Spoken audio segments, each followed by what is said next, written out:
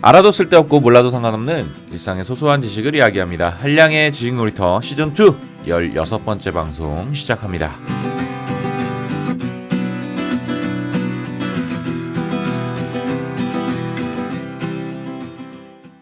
안녕하세요. 반갑습니다. 한량의 지식놀이터 진행자 한량입니다. 오늘은 인간관계에 대한 이야기 해보겠습니다. 오늘의 주제, 내성적인 사람과 소통하는 방법. 여러분은 평소에 상대의 성격을 알고 싶을 때 어떤 질문을 하시나요? 요즘 젊은 사람들은 상대의 성격을 물어볼 때 이렇게 묻는다고 합니다. MBTI가 어떻게 되세요? 라고 말이죠. 한 20년 전 학창시절에 낯선 사람을 만나면 의뢰 혈액형이 어떻게 되세요? 라고 물었던 기억이 나서 키워드만 바뀌었지 상황은 똑같구나 하는 생각이 먼저 드는데요. 보통 우리는 MBTI를 물어보면서 상대의 답변에 가장 주목하는 포인트가 상대가 외향적인지 아니면 내향적인지 하는 것입니다. 저도 I 성향을 가지고 있어서 조금은 내향적인 성향을 가지고 있는데요. 오늘은 저를 비롯한 이 I 성향을 가진 내성적인 사람들과의 소통에 대한 이야기 해보겠습니다. 내성적인 사람들과 소통은 언제나 힘들다. 사회생활을 하다 보면 내성적인 사람들과 참 많이 마주치게 됩니다. 그런데 외향적인 사람들과 만나는 것보다 내향적인 사람들과 만나 이야기하는 것이 다소 어려움이 느껴지는데요. 특히 제가 가장 힘들어하는 상황은 저도 내성적인데 상대도 내성적인 경우입니다. 견딜 수 없는 그 어색함과 침묵이 계속되면서 제 마음속에는 적당한 핑계를 대고 그 자리를 떠나고 싶은 그런 마음이 굴뚝같이 생겨나니까요. 내성적인 사람들과 소통해서 저같이 이런 어려움을 겪는 분들이라면 오늘 이야기에 꼭 집중해 주시면 좋겠습니다. 그럼 한번 살펴볼까요? 내성적인 사람들과 소통하는 방법. 첫 번째, 시간을 들여서 친해져야 한다. 사실 내성적인 사람들은 겉으로는 그렇게 보이지 않지만 우리의 말을 경청하고 있고 친밀감과 유대감을 나름대로 쌓아가고 있습니다. 하지만 그 속도가 우리가 기대하는 것보다 느리고 확인하기가 어려울 뿐이죠. 그래서 이들은 오랜 시간 사귀다 보면 어느새 서서히 스며들어서 인생에 둘도 없는 친구가 되는 경우가 많은데요. 내성적인 사람들과 성공적인 대화를 하기 위해서는 가장 먼저 이해해야 하는 것들이 있습니다. 내성적인 사람은 조용한 형태의 대화와 말하기를 선호한다는 겁니다. 그래서 그들과 대화를 시도할 때 고압적이거나 부담스러운 접근법은 피해야 합니다. 우리의 적극적인 접근이 그들에게는 오히려 부담이 되고 소통에 있어서 더 위축된 태도를 보일 수 있게 하기 때문입니다. 내성적인 사람들에게 접근하는 이상적인 방법은 그들의 느린 리듬과 속도를 받아들이고 맞추기 위해서 노력하는 건데요. 이를 실천하기 위한 가장 쉬운 방법이 서로에게 관심 있는 공통 주제를 찾아내는 겁니다. 그렇게 찾은 공통점을 중심으로 의미 있는 대화를 시작할 수 있는 것이죠. 특이하게도 내성적인 사람들은 전화 통화를 꺼려 한다고 하는데요. 대신에 상대를 직접 만나서 깊은 대화를 나누는 것을 더 선호한다고 합니다. 이런 점에서 보면 사실 내성적인 사람들은 인간관계에 있어서 적극적이지는 않지만 참 진정성이 느껴지는 사람들이다라는 생각이 드네요. 내성적인 사람들과 소통하는 방법. 두 번째, 그들을 관심의 중심으로 세우지 말라. 내성적인 사람들과 모임에서 어울릴 때 반드시 주의해야 할 것이 있습니다. 이건 저도 정말 싫어하는 상황인데요. 심지어 저는 이런 상황을 겪으면 두 번 다시 그 모임에 절대 나가지 않습니다. 둔감한 성격의 한량도 치를 떨 만큼 싫어하는 이 상황은 바로 모든 사람의 관심이 나에게 집중되는 상황입니다. 요즘 새롭게 떠오르는 관종이라는 단어가 있습니다. 쉽게 말하면 관심받고 싶어하는 사람들을 통칭 관심종자, 줄여서 관종이라고 부르는데요. 유튜버나 개인 방송 BJ 중에 이런 관종의 끼를 가진 사람들이 참 많다고 합니다. 하지만 내성적인 사람들은 사람들의 관심을 대하는 태도가 일명 관종들과는 정반대인데요. 그들은 남들의 관심을 꺼리고 부담을 느끼기 때문에 될 수 있으면 피하려고 노력합니다. 일례로 내성적인 사람들은 서프라이즈 파티를 별로 좋아하지 않습니다. 심지어 그들은 공개된 장소에서 수많은 사람들에게 둘러싸여서 생일 축하를 받는 일도 기쁘기보다는 상당히 부담스럽게 느끼는데요. 저도 이런 경험이 있습니다. 고등학교 야자 시간에 반 아이들이 교실 불을 다 끄고 갑자기 서프라이즈 초코파이 생일 파티를 해준 적이 있습니다. 사춘기라 그런지 파티를 준비한 친구들에게 고맙고 기쁜 마음보다는 갑자기 부끄럽고 화가 났는데요. 옆에 있던 친구에게 순간 쌍욕을 하면서 교실 밖으로 뛰쳐나갔던 기억이 납니다. 그땐 제가 왜 그랬는지 몰랐는데 그냥 사춘기라 그런가 하고 넘겼던 적이 있습니다. 이제 와서 되돌아보면 예상하지 못한 사람들의 관심이 갑자기 저에게 확 쏠린 그 순간 저는 멘붕에 빠져버린 것 같은데요. 마치 한밤중에 사냥꾼의 서치라이트가 갑자기 켜지면서 자신을 비출 때 고라니가 얼어붙어 버리는 현상과 같지 않나 싶습니다. 외향적인 사람들에게 주인공으로 무대 한가운데 서서 많은 사람들의 관심을 받는 것이 기분 좋은 일이겠지만 내성적인 사람들에게는 이런 지나친 관심이 오히려 독이 되는 겁니다. 내성적인 사람들은 차라리 특별한 순간을 조용한 장소에서 소수의 사람들과 함께 하는 것을 더 선호한다고 합니다.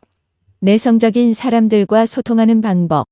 세 번째, 그들과 의미 있는 대화를 시도하라. 내성적인 사람들은 어떤 대화 주제를 좋아할까요? 저도 그렇지만 내성적인 사람들은 잡담보다 의미 있는 대화, 깊이 있는 대화를 좋아합니다. 우선 내성적인 사람들과 대화할 때 주의점부터 말씀드리겠습니다. 내성적인 사람들과 대화를 해야 한다면 절대 가벼운 잡담과 농담으로 대화를 이어가지 마세요. 내성적인 사람들은 상대의 말을 경청하고 있는 것처럼 보여도 사실 자신이 관심 없는 이야기나 잡담이 나오면 귀를 닫아버립니다. 여러분이 내향적인 사람과 깊은 관계를 만들고 더 친해지기 위해서는 더 지적이고 깊이 있는 대화 주제를 선정하셔야 합니다. 그들은 개인적인 감동이나 경험, 생각을 나누는 것을 좋아하는데요. 예를 들어 인상 깊었던 책, 좋아하는 TV 시리즈, 삶의 목표 또는 현재 진행 중인 개인 프로젝트 같은 주제로 대화를 나누는 것을 좋아합니다. 그렇기 때문에 그들과 대화를 진행하면서 공통의 관심사를 찾고 대화를 자연스럽게 끌어내는 노력도 많이 필요합니다. 내성적인 사람들과 소통하는 방법. 네 번째, 침묵을 활용하라. 자, 네 번째는 침묵에 대한 이야기입니다. 내성적인 사람들과 이야기할 때 우리가 견디지 못하는 것은 침묵의 순간일 겁니다. 우리는 대화를 할 때 상대와 어색한 사이일수록 침묵을 깨기 위한 노력을 참 많이 하게 되는데요. 사실 내성적인 사람들에게 이 침묵은 자연스러운 일입니다. 유재석도 집에 가면 말 한마디 안 한다고 하는데요. 내향적인 사람들은 친해지면 친해질수록 말이 없어지는 경향이 있습니다. 만약 내성적인 친구가 대화 중에 침묵하고 있다면 그들은 일부러 입을 꾹 닫고 있는 게 아니라는 사실을 알아두시면 좋겠습니다. 대화가 필요한 상황이 오면 그들은 자연스럽게 다시 대화로 돌아오기 때문이죠. 단지 그들은 조용하고 진정된 분위기를 좋아하는 것 뿐이고 그런 분위기를 즐기고 있는 겁니다. 사실 침묵은 사람들 사이의 유대를 의미합니다. 실제로 가족들끼리는 많은 대화를 하지 않아도 통하는 것들이 많잖아요. 가족 외의 인간관계에서도 친하고 편할수록 침묵으로 소통하는 시간이 많아집니다. 혹시 여러분들도 친구들과 이런 침묵의 시간을 겪게 된다면 그 침묵을 깨기 위해 노력하지 마시고요. 오히려 그 침묵에서 끈끈한 우정의 의미를 다시 확인하시면 좋을 것 같습니다. 내성적인 사람들과 소통하는 방법. 다섯 번째, 그들의 사적 공간을 존중하라. 마지막으로 여러분들이 아셔야 하는 것은 내성적인 사람들은 혼자 있는 것을 좋아한다는 겁니다. 그래서 그들과 기본적인 연락과 소통 정도만 유지하더라도 충분히 여러분들은 친밀한 관계를 유지할 수 있는데요. 혹자는 우리가 가진 에너지 측면에서 이런 상황을 설명합니다. 내향적인 사람들은 사람들과 함께 있을 때 에너지를 사용하고 혼자 있을 때 그 방전된 에너지를 재충전한다. 그들에게는 혼자만의 시간이 굉장히 중요합니다. 자신의 삶의 원동력과 열정을 다시 찾는 시간이니까요. 그래서 내성적인 사람은 꼭 혼자만의 시간이 마련되어 있어야 합니다. 달리 이야기하면 그들은 혼자만의 시간을 방해받는 것을 극도로 싫어한다는 말이죠. 어찌 보면 내성적인 사람과 친해지는 일은 우리가 생각하는 것보다 훨씬 더 쉬운 일일 수도 있습니다. 상대에게 부담 주지 않고 편하게 내버려두면 자연스레 부담 없는 좋은 관계가 시작될 수 있는 겁니다.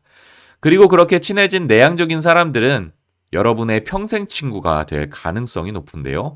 실제로 내향인들은 한번 친해진 사람들과의 관계를 오래 지속하는 경향이 있다고 합니다. 결론.